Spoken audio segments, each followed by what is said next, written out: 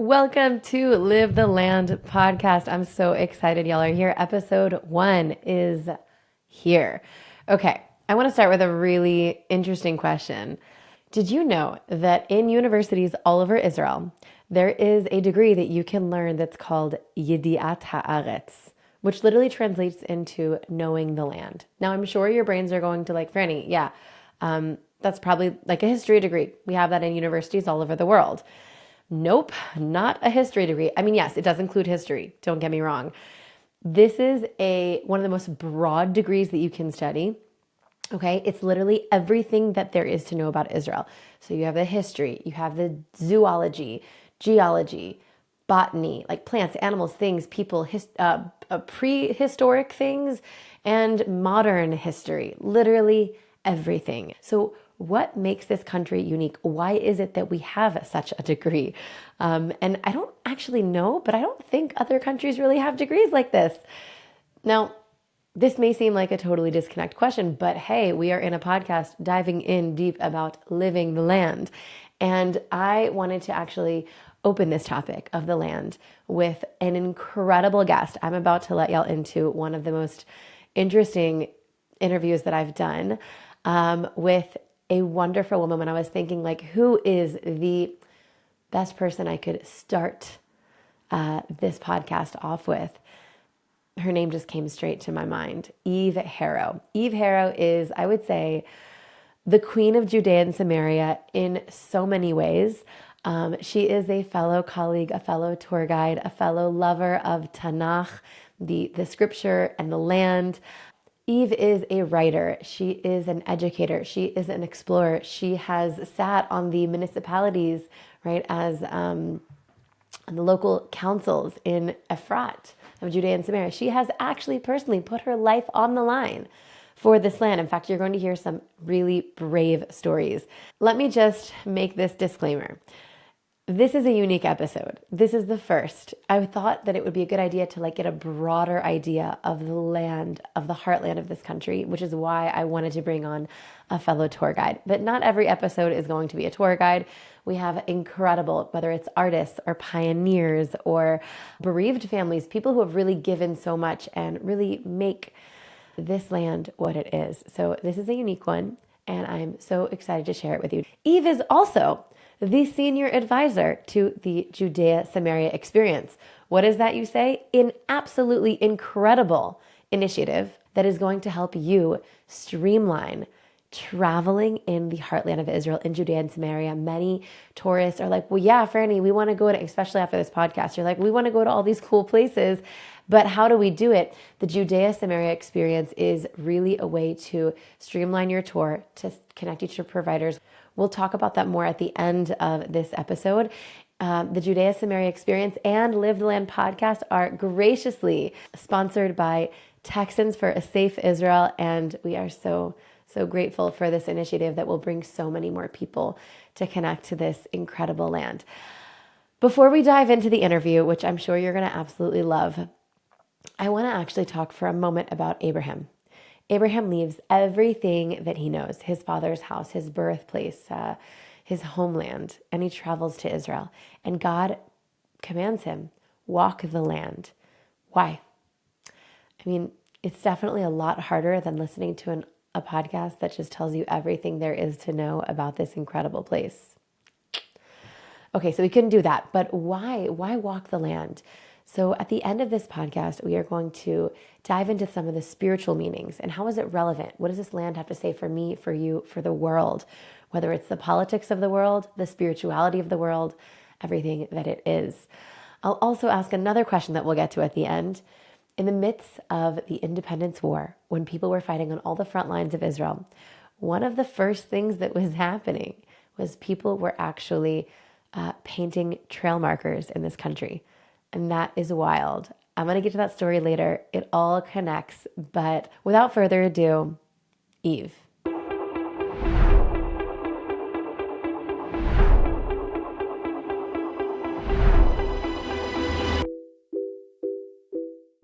You have stood up on some real battles for this land. Like you've been the forefront of a lot of that. I'd love for you to bring us into that a little bit because not everyone does that. Tell us about it. So last March, I took one of my sons and one of my granddaughters to London on a Harry Potter tour. I read the books, and they were cute books, but they're total nutcases about Harry Potter. So I had some extra points on the airline. We had a few little extra time, so I did the cool grandma thing, and we just went to London for 4 days and did the studio and the play and all of that.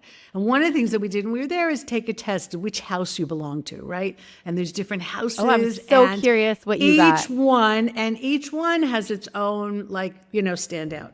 So it turns out that I'm a Gryffindor, and the standout things for. Well, so I was surprised, and the standout thing for Gryffindor is courage.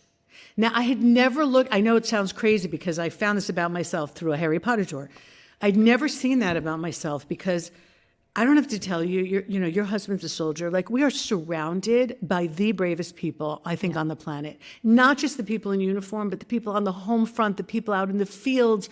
This is just an incredible country of heroes. So who am I to say that I'm brave and I have courage?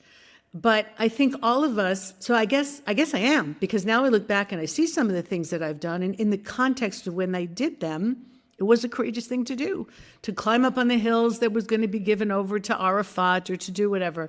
So I've accepted that, and as a matter of fact, the color of the Gryffindor house is red, and I have a red front door. So if it fits. I guess it fits, but in Ireland, it means you paid off your mortgage. If you have a red front door, That is not the case. And Kabbalah has all these other ideas also about red and being welcoming, and it all fit. And I said, okay, I'm just going to go with that.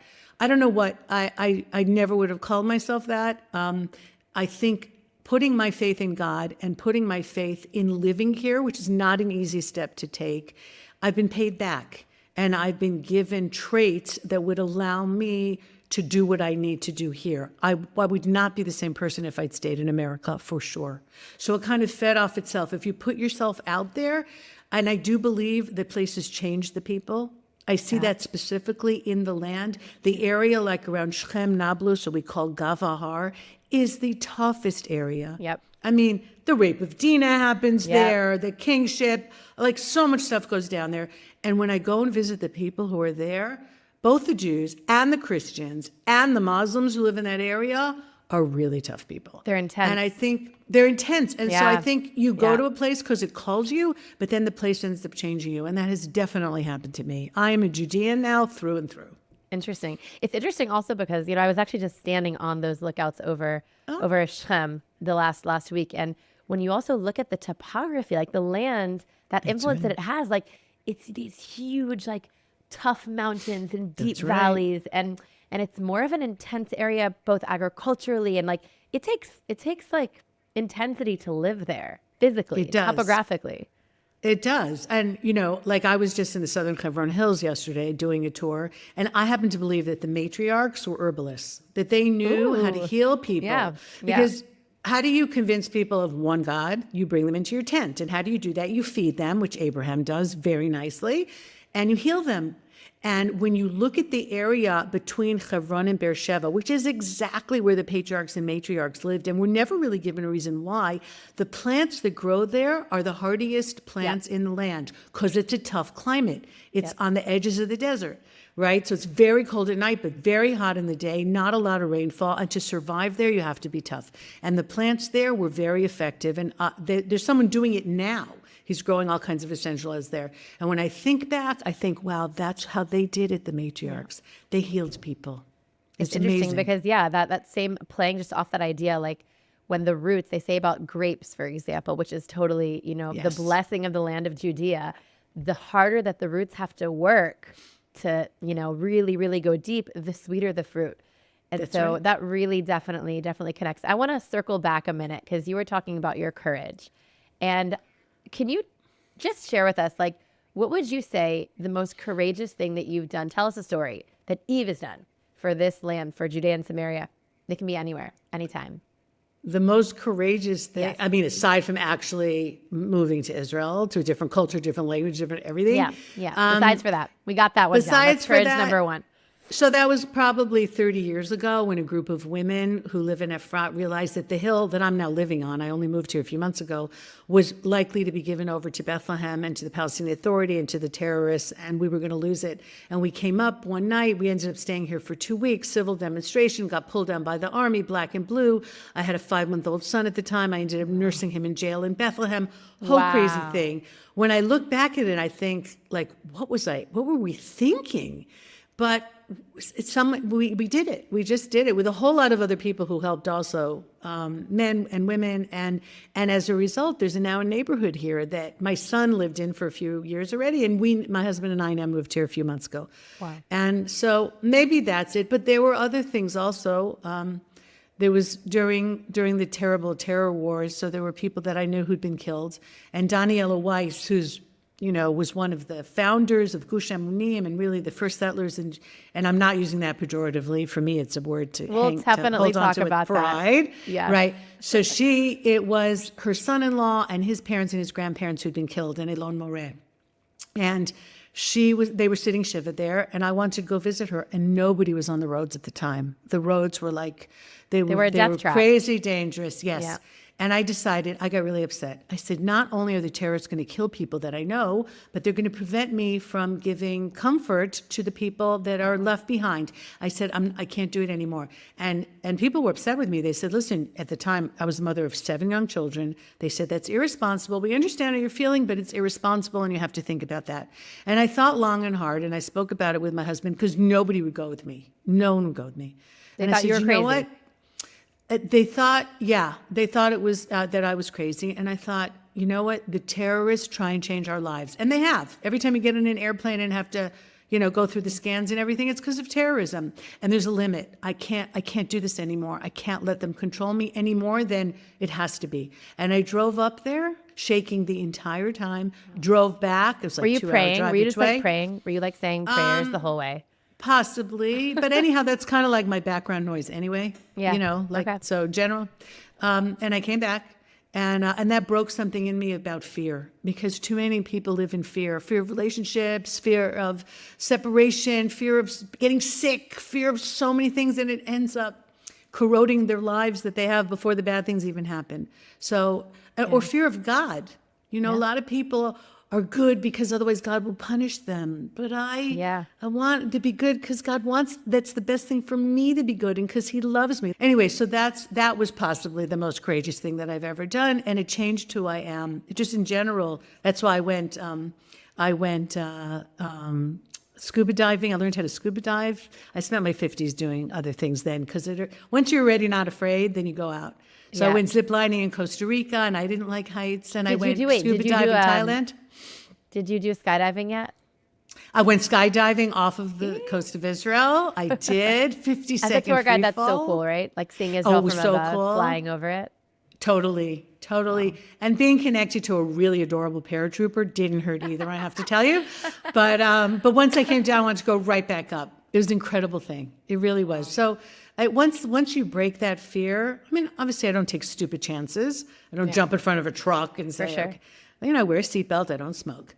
But in terms of enjoying life and enjoying the world and the people around me, I really try not to lead with fear. So what I did for Judea and Samaria kind of spilled over into changing who I am in general. Wow. So if I could define like the stories that you're telling of what courage essentially is, doesn't mean you don't have fear. It's that you're looking at the fear and you're not letting fear stop you from doing what you know is right. What you know is right. It's not being afraid. Deal. Yeah. It's not letting it control you. Yeah. That's what so it is. Powerful, that the land and having to fight for land. I cannot imagine as a mom. I can't imagine. I look at this story, right, of standing on a hilltop. And I don't know, what time of year was it? Was it cold time, hot time? It was summer. No, it was August. Okay, at least it wasn't freezing tundra of Efrat. No, it was hot. Like it's hot with your babies, and then and then being willing to sit in jail for that. Like recognizing that sometimes the law itself is immoral. It's also because I compare myself to I'm crazy about context. That's like what I say, right? That's your thing. Like the most important text is the Bible, and the next most important is context. That is my thing, because we tend to take out what's around us, and then things don't make sense, or what we learned about happened in the past. If you know when and how it happened, it makes. I'm always asking why. Right. Yeah. So in the context of what was happening then, and there was terrorists killing people, and our land was being given over to worse people, it didn't seem like such an extraordinary thing to do. Right. You know, and again, like, I raised soldiers. Yeah. So my kids can put on a uniform and go out there to protect me and everybody else, and I can't climb on some hillside in the summer and try and keep the land.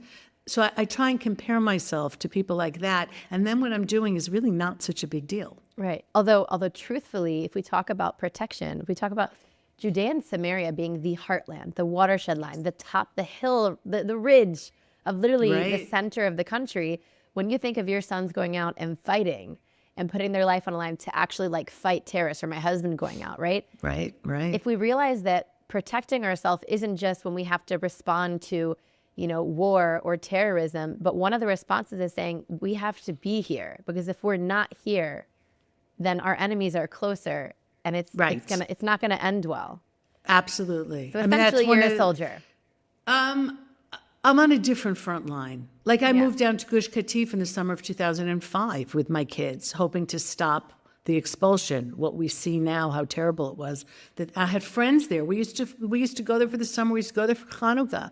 We had friends who lived there, and it was an amazing place. And I was heartbroken when we left. I literally sat on my couch for a week.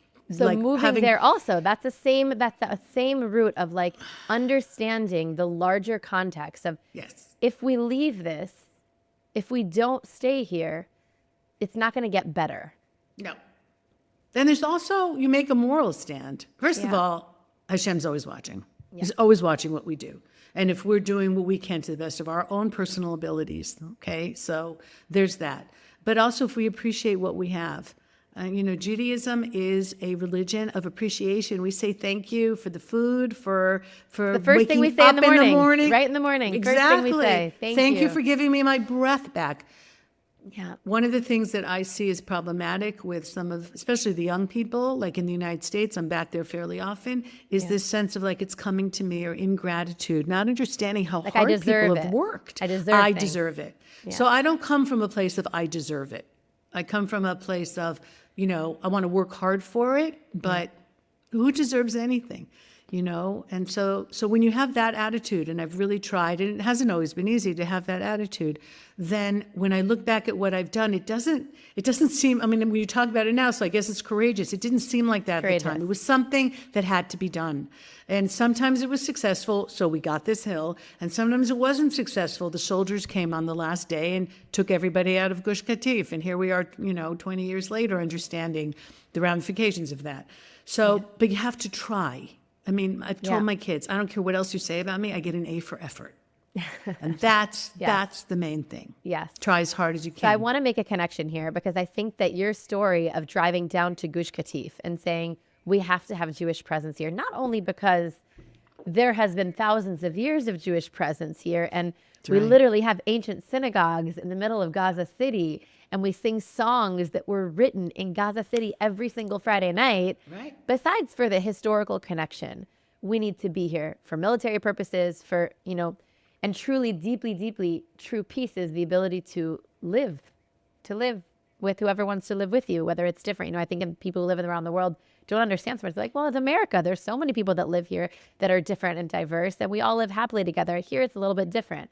There's a deeper war that hasn't stopped, even though right now we're technically in some sort of Band-Aid ceasefire. The war isn't really over. So I want to ask you, as someone who fought for Gush Katif, and someone who lives and has fought for literally the hilltop that you live in, the city that you live in, which is right outside of Bethlehem, right? Efrat takes 20 minutes to Jerusalem. You're the southern wall of Jerusalem. What can you tell our viewers about the parallels between, I would say, the importance and what we can learn from past experience, maybe not in Judea and Samaria, but maybe in Gaza, and I guess what needs to happen now?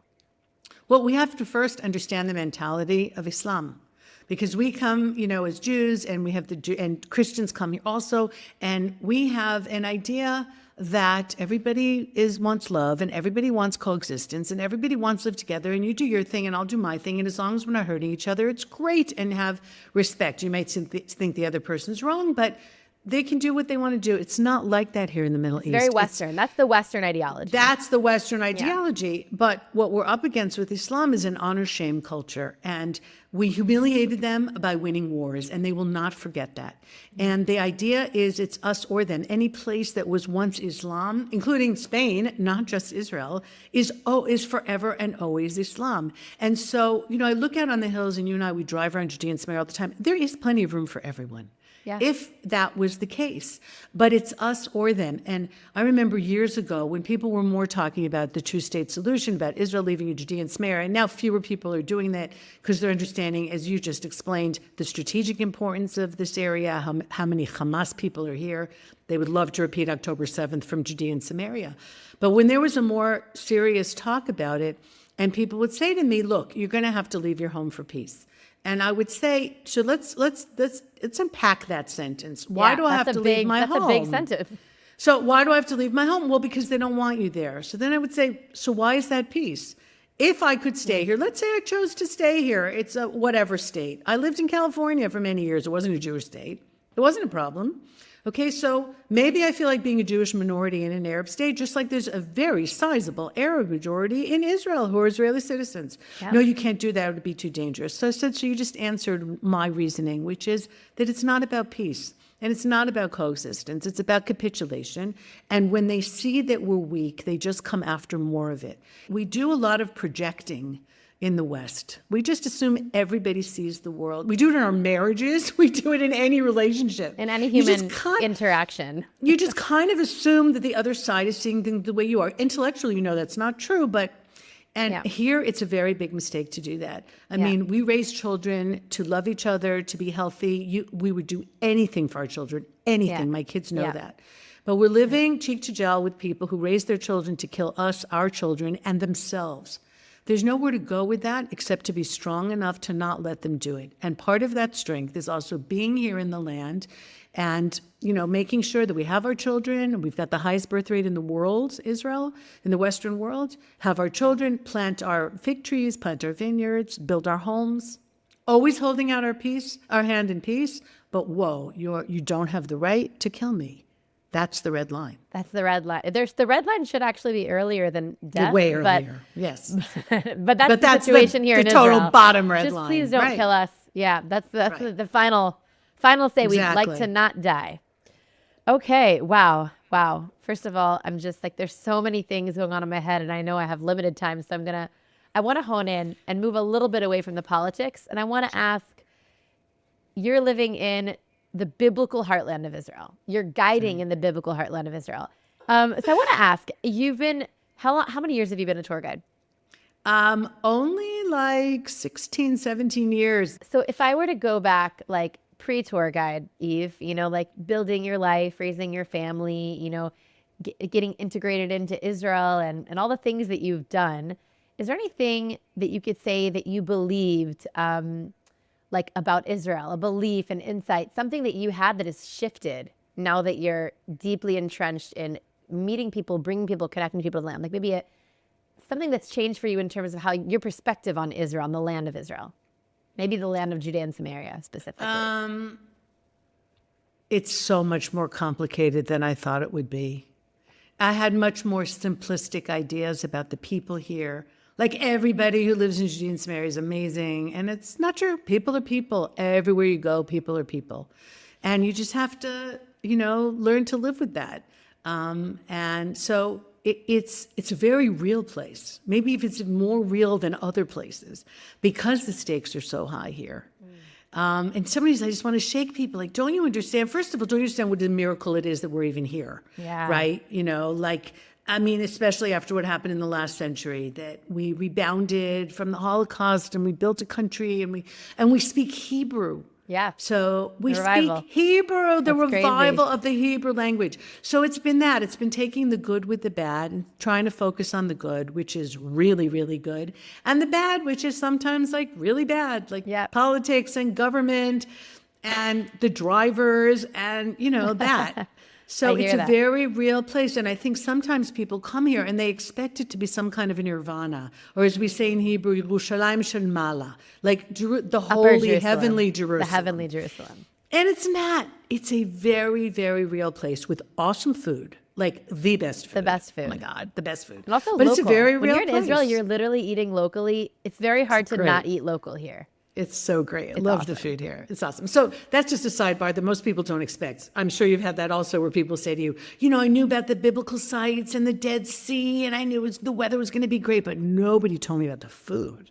Right. So the Israeli breakfast. Yes. The Israeli breakfast.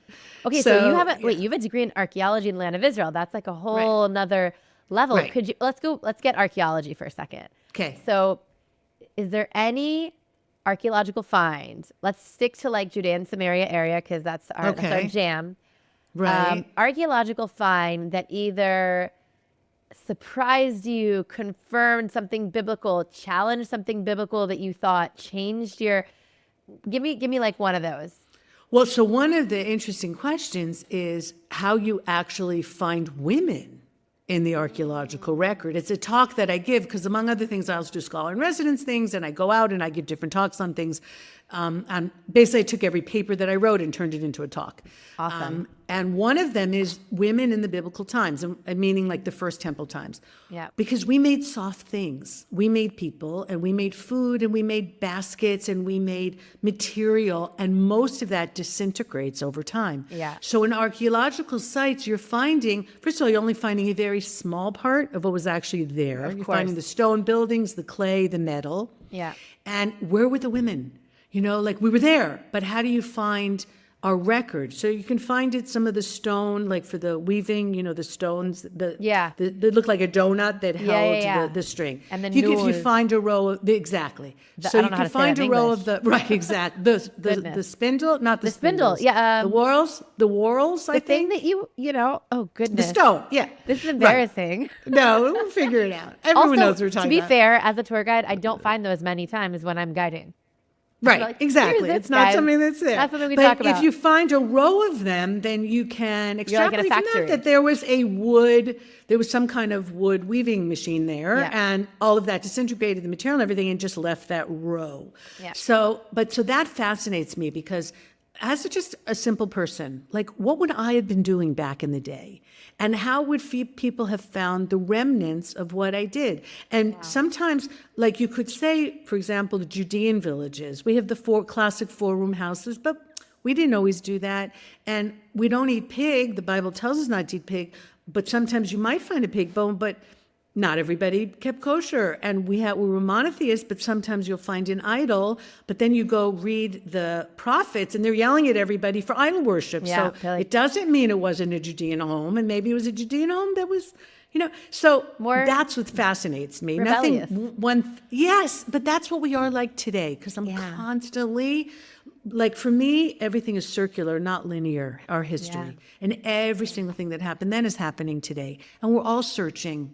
And we're all trying to have our own personal spaces and our homes and our hearths. And is someone going to find my oven one day with the ashes of that last pita that I made, which is what you find. You find the ashes of their old ovens. You're not finding. So, is someone going to find that? And how do you bring out the story from just a few little different findings? So it's not necessarily one thing, even though I happen to adore Sebastia. Why do you love Sebastia?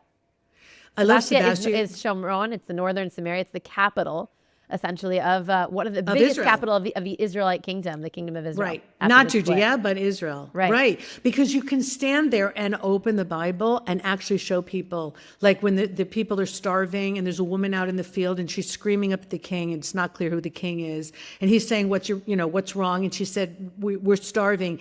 And he turns around and he's got all these greeneries and all this wine. And it's right there. Yeah. So you could stand with people on the wall and you could say, the lady was down there and the king was looking back here. And this is a problem of the elite.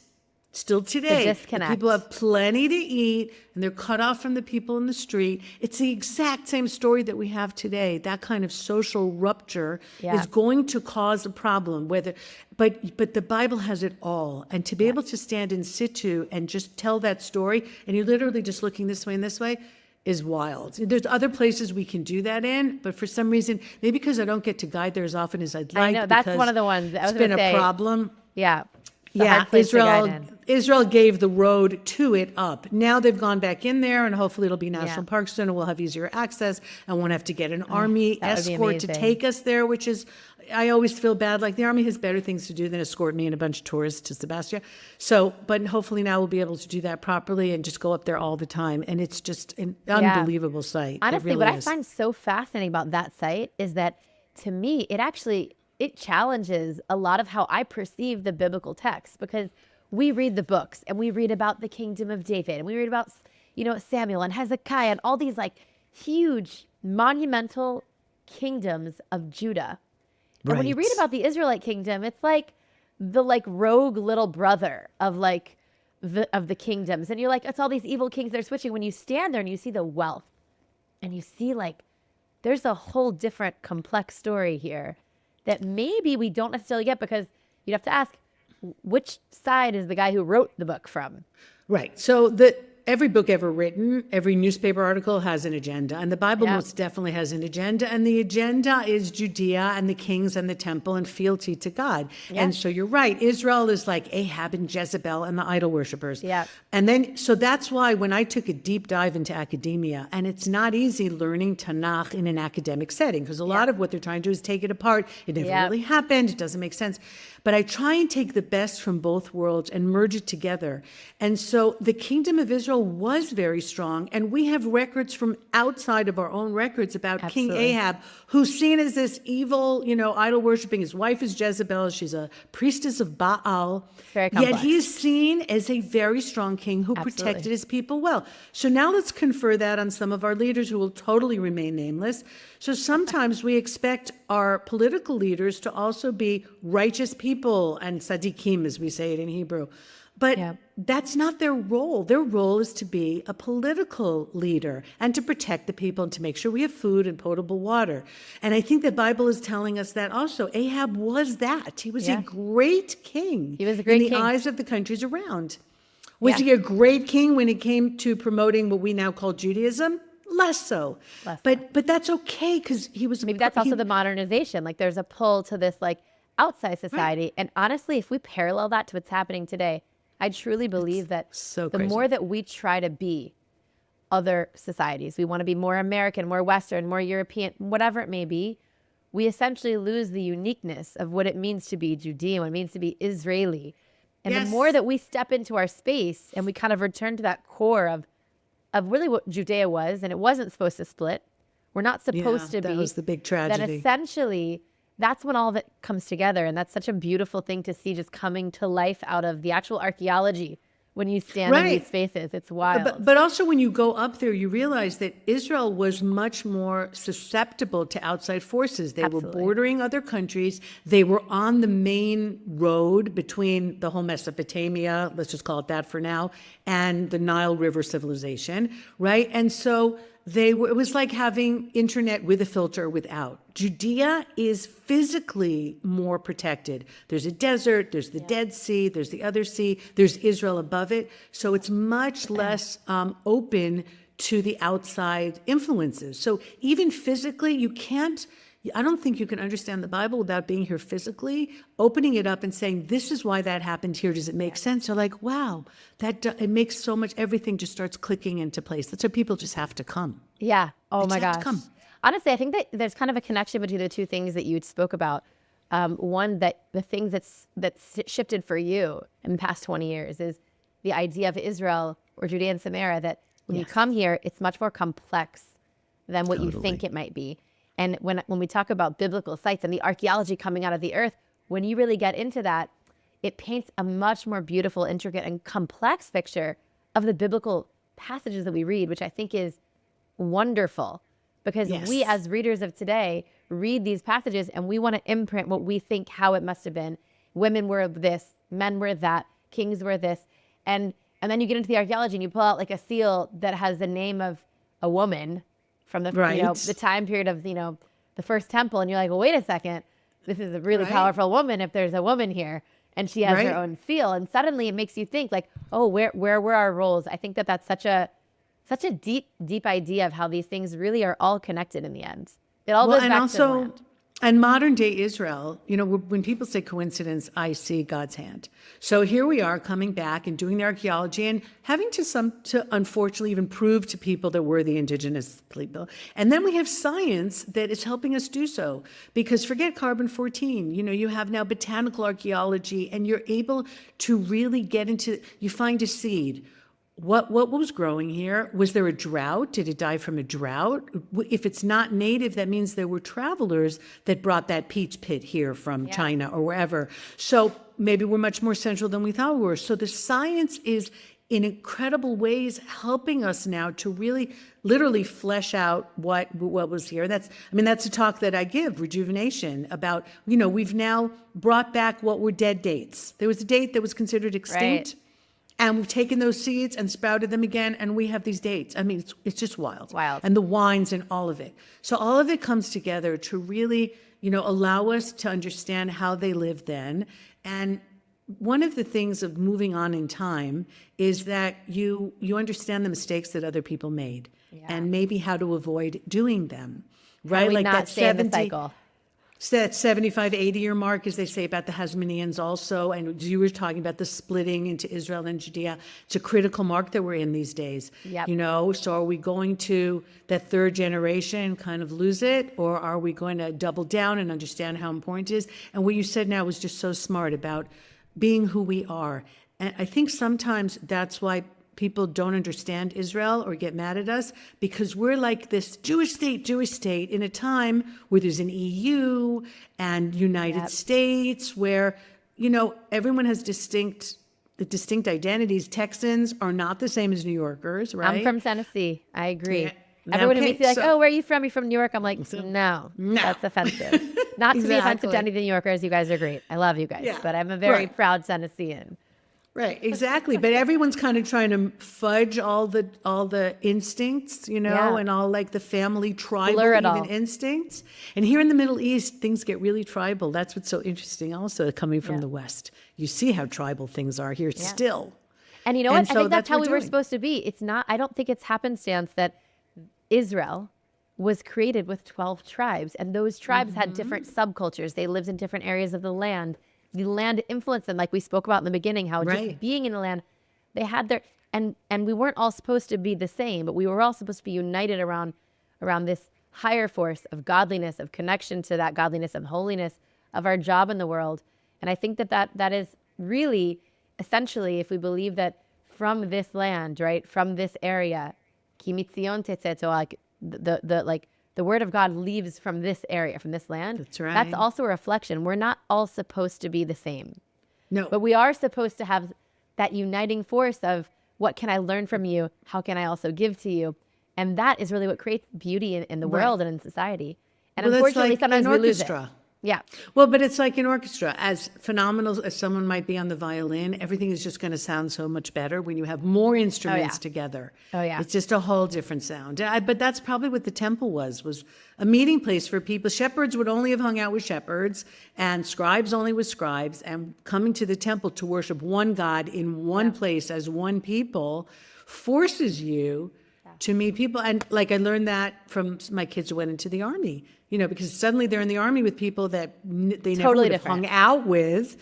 Yeah. And not only do they have to like semi get along, they actually have to protect each other. They have to be brothers. Seriously protect each other. They literally have to be brothers. And that was like huge for them. And it gave me a little glimpse into maybe what was like, way back when. So I want to ask, because our time is limited, and I want to get as much out of you as I can. Eve, thinking about how Judea and Samaria is now, I know as a tour guide, sometimes I have to convince people to come here. Because I'm like, listen, technically, I was on the phone with a client the other day. I was like, so we could also, she's like, we're going to go all the way out to Masada. It's far. My kids are young. I'm like, listen, Masada's incredible.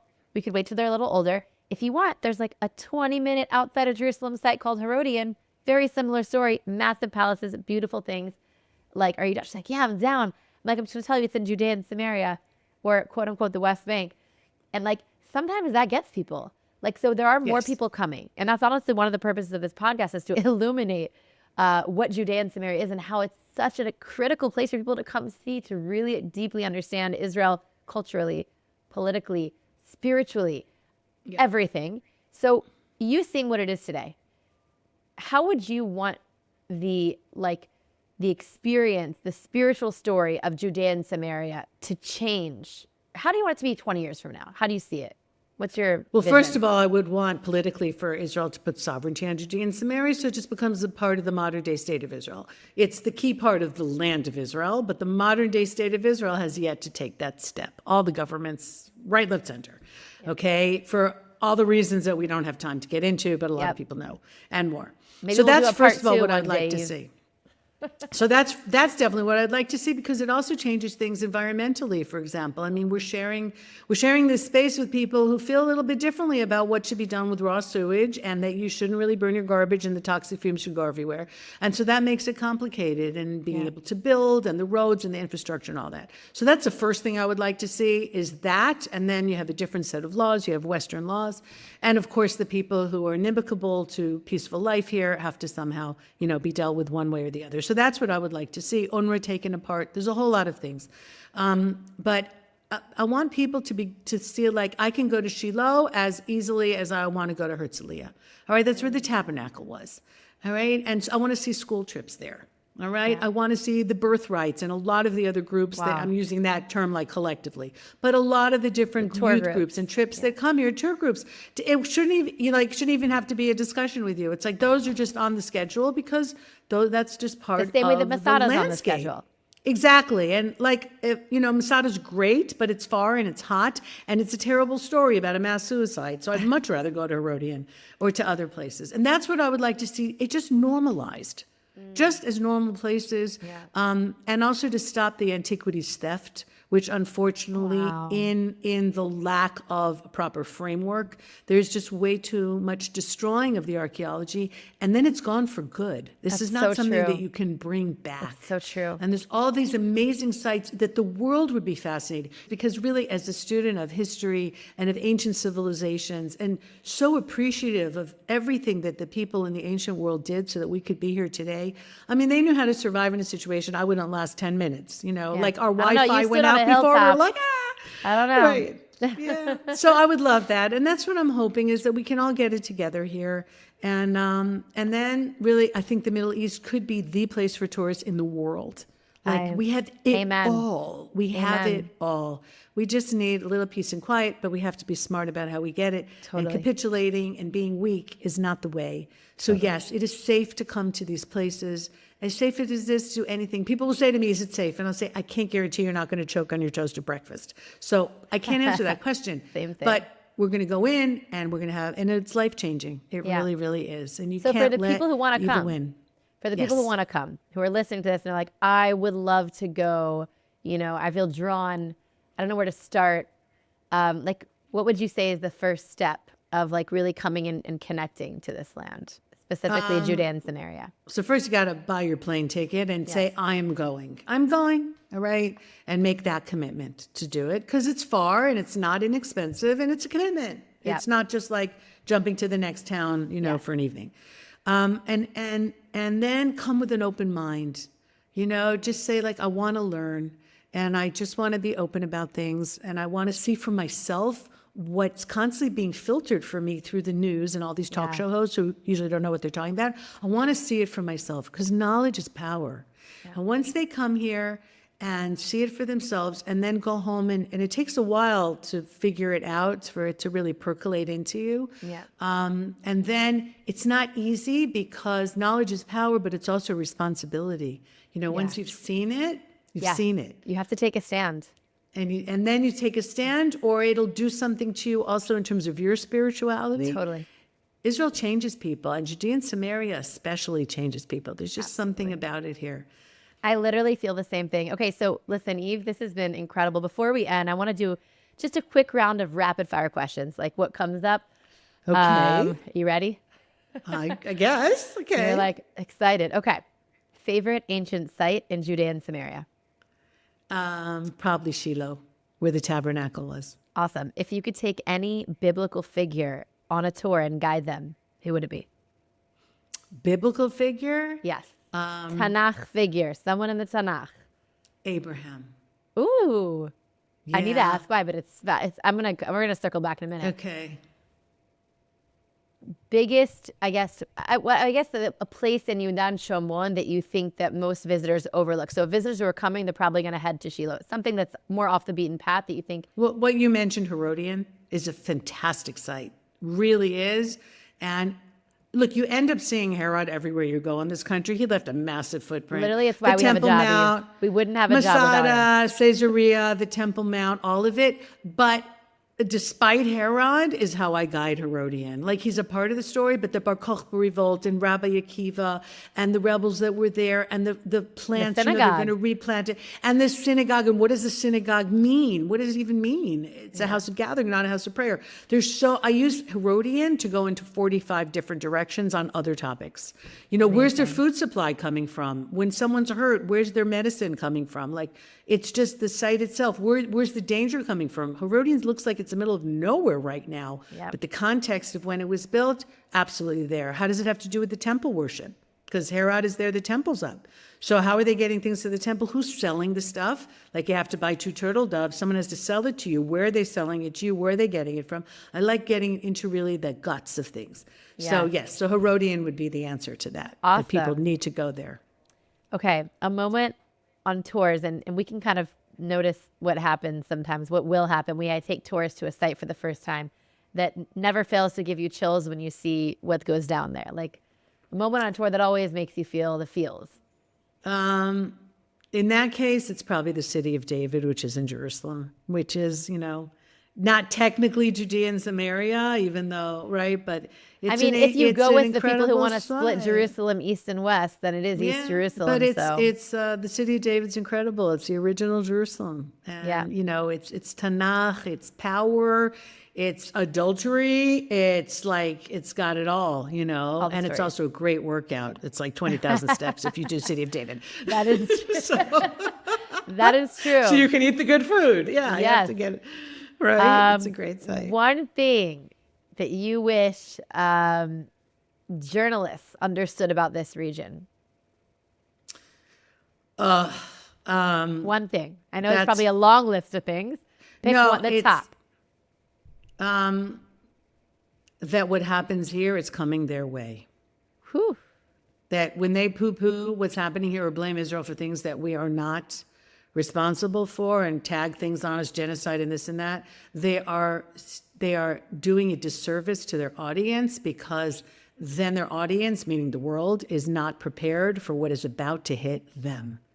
And that, to me, is devastating and dishonest, but ultimately devastating. I am so grateful, Eve, for your time. I'm so grateful that I get to have this virtual meetup. And thank you, Franny. And I hope to many more years of inspiring people and bringing people to the land of Israel. I'm also just going to say, if you want the best tour guide, it's Eve, and you should take her on a tour. Like, if she's not available, you can call me, but if she is. You know what? When you're passionate about what you do, people feel it. Yes. With anything that you do, with your singing, with your guiding, with everything. And I hope I never lose that passion, that I'm grateful every single day for waking up in this land and having the ability and the knowledge to take people around and share it with them. A recurring theme that we heard about throughout our interview and really kind of stood out to me was the idea of courage. Eve spoke a lot about courage, whether it was in her own life, even if she was surprised to herself, but the courage to leave everything and move to Israel, the courage to actually fight for a neighborhood that she currently now lives in. We talked about IDF soldiers and physically fighting for the land. In general, bravery and courage is kind of an underlying theme of everything that happens in this land.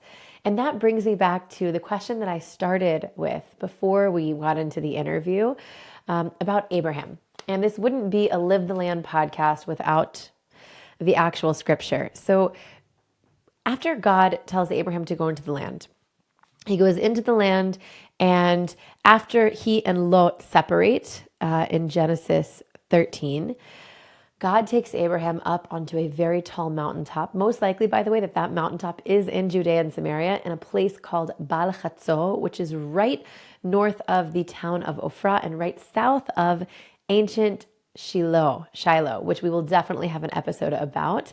And perhaps you'll come to Israel and see it. But on that mountaintop, where, by the way, when you stand up there, You can literally see the entire country. You can see all the way up to the Hermon. You can see the Syrian border, right?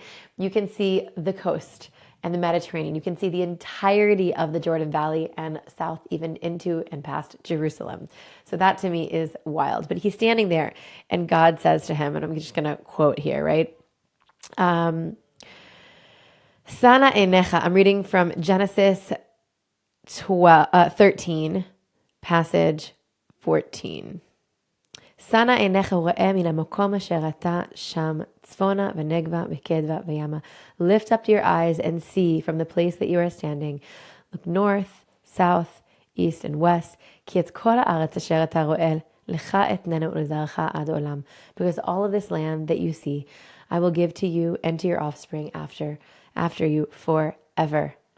Right? And then he continues, and I'll make your offspring like the dust of the earth, and no one will be able to count them. That is how great your offspring will be. And then it says in passage 17, Kum hitalech ba'aretz le'orka u'lerochba ki lecha etnena. Get up and walk the land, its breadth and its width, for I will give it to you. Wow. And then Avram starts his journey. Why though? This idea of walking really came up a lot in the subcontext of my conversation with Eve. God essentially gives this land to Abraham and his offspring after him. And the only real way to own it, to love it, to connect with it, how do we make the land mine truly? You have to walk it. You have to come. You have to touch it. You have to smell it. You have to see the views. You have to see the rocks. You have to understand every piece of it. And that is literally why it's almost a command, an invitation of God saying, here, I'm giving you the most incredible land in the world. I need you to explore it. And what a better way to do it than walking. First of all, this is my personal invitation to every single one of you to come and walk this land with me. But this also connects to later generations. For generations, the people of Israel and travelers from all over the world have come and traversed these trails, these lands. And really, the heartland of all of these biblical stories that starts with Abraham will be in Judea and Samaria. And that brings me to the 40s. In the 40s in Israel, you have youth movements, right? This is before the state of Israel, before that awesome picture on the wall where we have the declaration. In the 40s, you have these youth movements that are connecting Jewish youth to the land of Israel. And one of the ways that they do that is literally by taking what their great-great-great-grandfather was commanded to do and said, we must walk it by foot. And they would travel and cross it. And they're like the epitome of that, of the youth movements, was to actually cross the desert and hike up Masada. Now, in the 40s, unfortunately, the Dead Sea is sinking and leaving really at a rapid pace, but that's for a whole different topic. But once, anyone who's been to the Dead Sea, or you can even look at pictures, the Dead Sea used to actually make it all the way to the main cliffs of the Judean desert. And so these youth movements are going, and they literally can't actually pass to get to Masada. So either they have to boat through the Dead Sea to get there, or they have to climb up these rocky cliffs, and there are no trails at this point. Now, I'm just going to say Israel, per kilometer, proportionately, is one of the most trail-marked countries in the world. The culture here in this country is hiking. Every school in this country hikes. It's part of the curriculum. We don't just learn the stories from the scripture. We actually have to go to the place and learn it where it happened, because you really can't understand it. Just like I spoke with Eve, you can't understand it the same way when you're just reading it. So in the 40s, they're having this crazy journey to Masada, whether floating through the Dead Sea or climbing up the cliffs. There are no trails yet marked in this country. Income year 1947. 1947, the background is we are in the midst of the most intense war Israel has ever seen. It's a war that's going to last almost 2 years, a year and a half, where 6,000 people are going to die fighting in this war. The population was also less. So really, it's a very, very tumultuous time in the country. And in that year, a man by the name of Hillel Berger decides we must start painting trail markers. And the first place that he does that is on the way to Masada, Ein Gedi. And I'm sure many of you have heard of Ein Gedi. Maybe many of you have been to the Ein Gedi Reserve, which is really one of the most fabulous. And he paints these trail markers, and the desert is going to be the first area of Israel that is painted. If you've ever seen the trail markers in Israel, they have like this white outside to make it really stand out, and they're either red or orange or blue. And my question is, what? How on earth? Like, you're in the middle of a war, literally all fronts, an all-front war. Every single neighbor of Israel is trying to do their best to make sure that Israel, this tiny little state, isn't born, won't exist. And that starts, by the way, on the 29th of November, 1947. So 1947, they're like, yep, we're at war. And one of the things that we must do is we must paint trail markers. Why? Well, maybe it's already clear to you. The way that we connect, the way that we live, that truly live the land, is by walking it. And trail markers are the way that kind of they really seal that. It's a permanent thing. We're here, and we're not just here. Even in the middle of a war, it's important to us to continue that legacy of Abraham, to continue the legacy of walking the land, of hiking the land, of meeting the land in the most intimate of ways. And I think that that also connects the idea of courage. Today, you don't need that much courage to necessarily come to Israel and travel. Back then, they needed immense courage to pave the way for everything that we're doing now. And I want to circle back to the first thing I spoke about, the very strange degree that you can do in Israel of Yedi'at Haaretz, knowing the land. And it's interesting because they chose the name specifically. And I'm not sure if they did this for this reason, but I'm going to bring it back to the biblical sources because that's what I do best. But they called it Yedi'at Haaretz. It's a specific word that's used for knowledge. There's a lot of words that we could use for knowledge, but da'at is a specific one. And it's actually something that's mentioned in the very, very, very beginning of Scripture. And it says in Genesis. Okay, so this name, Yedi'ah, da'at, which is a form of knowledge, right? It actually is written pretty early on in the book, right? Genesis 4, passage 1. V'Adam yadat Chava ishto. And man, or Adam, knew Chava, his wife, Eve, his wife, and then she has children. Now, the actual translation, if you're reading this in English, is probably like he intimately knew her, and that is how she became pregnant. But it uses the word to know the same way that the colleges in Israel, the universities, talk about knowing Israel. And so what does that mean? We're talking about an intimate connection, not just when you know someone.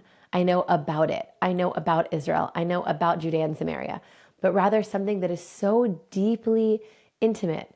So I know the depth of who you are. I know the depth of what you are, and it becomes part of who I am.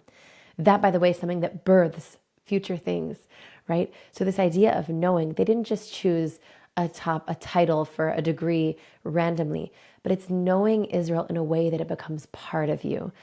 And I guess that is what it means to live the land, to know the land intimately, to have enough courage to come and to dive into every story that this land has to hold, and to recognize that our courage of knowing the land, of traveling its hills, of coming and seeing it, is what will allow us to birth forth the future stories that we are actually creating.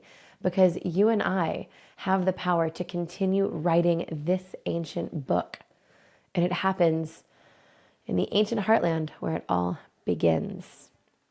And as this episode comes to a close, I want to remind you of the Judea Samaria Experience. This is an absolutely incredible experience for travelers who are interested in actually coming to Israel and specifically traveling in Judea and Samaria. And maybe you don't know where to begin. This experience really does help connect you to tour guides, service providers, really unique and cool places that you just wouldn't know about. And it really makes your travel here in the heartland so much easier. So how do you get involved? Check out the website, www.Judea and Samaria. That's Judea, JudeaAndSamaria experience.com. And and see all that there is to see. I will also link that website in the show notes, so make sure to check it out. Thank you again to Texans for a Safe Israel for helping bring so many people to the heartland of Israel, whether it's virtually by you listening to this podcast or through the Judea Samaria Experience website and travel company. And thank you, of course, to you for joining us, for opening your ears and your hearts. And I can't wait to see you on our next episode.